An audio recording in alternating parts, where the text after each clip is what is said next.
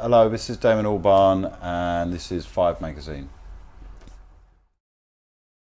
Can I just go back? Obviously, we've got quite a few young viewers and listeners.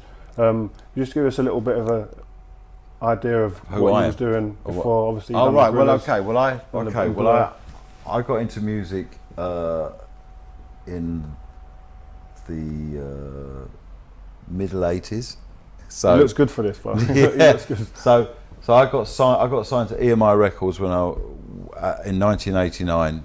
My band was Blur, and we kind of we toured the world, partied, had lots of hit records, played stadiums, and then I kind of sort of had a big shift in a way, and the band sort of didn't finish, but we kind of had enough of each other after 10 years, and I got friendly with a cartoonist called Jamie Hewlett, and we sat on a sofa not dissimilar to this, watching MTV on the television.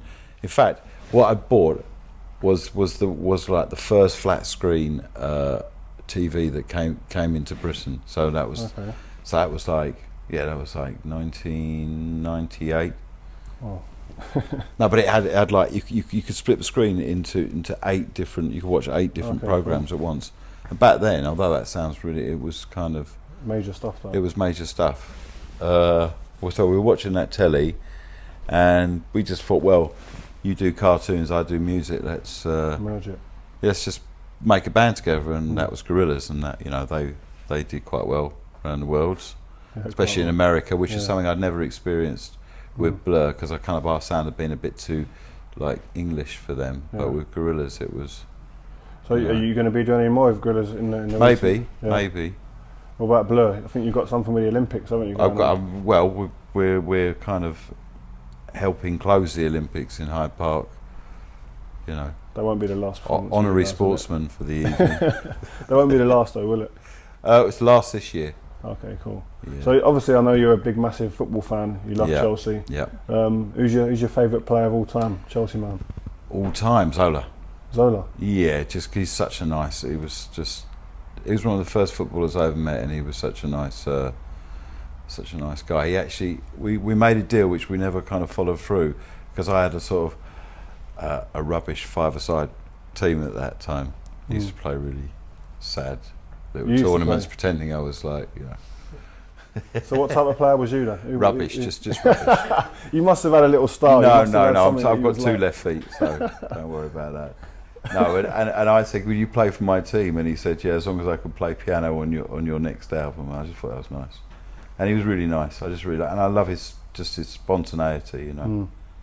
So do you go and watch much at all? Yeah, I've got a season ticket. Take my daughter there, and she's a mad Chelsea fan. She knew everything. she really is. She knew all the details. Yeah. Oh, good. So what about the Olympics? Will you be taking any? Obviously, you're singing at the end of the Olympics as a party. Yeah. You're going to be taking any of the events? Well, I'm up for the table tennis, but you know, I haven't actually got my tickets yet. I kind of really confused about that, because there was this big hoo-ha about it, and all the tickets, and no one had got tickets, and now they've just put 1.5 million tickets on sale again. Have they? Yeah, something, or 900,000 or something ridiculous. It's like, I thought it all sold out in a minute. That's a lot of tickets not to have sold out 900,000. God, Jesus. I can't imagine that. So are you going to watch table tennis then? Is that what you're looking to do? I'd like to, yeah. Oh, cool. I'd like to. All right. So I could just sway back to the music again. Yeah. So if you could work with any artist deceased right now, who would you have liked to have worked with? Well, someone like Nina Simone, really. You know, that kind of. I mean, she's just so. What you get from just, you know, someone like Ray Charles and Nina Simone, those kind of, those really musical, just amazing voice, amazing musicians, just really exciting people to work with. Have you got a top 5 song selection that you could give us? Or a couple of songs? I'm really bad at lists. Yeah? That's worse. My fault. I never did very well at school. You must have a couple of songs that you always chuck on at a certain time in. Well, someone I've been working with, the song that I will never tire of is Across 110th Street by Bobby Womack. Oh, he's a legend. Legend. We worked with him recently. Yeah, we got a record coming out next month actually on XL. Amazing. I mean, it was really quick. He'd kind of recorded with Gorillaz, and then we'd gone on this long world tour, so we got to know each other extremely well. And we'd sort of just casually talked about it, and then the tour finished. But like 6 months later, everything kind of worked out. So he came over here, and with Richard Russell, who runs XL, we made a record really quickly. Really so who are you listening to at the moment then? People like Spoic Mathambo. Check that out. That's interesting. All right then, cool. Well, thank you very much for your time. Oh, my pleasure. I hope we haven't. Let's play table tennis. Let's have a game, man. Let's see you win.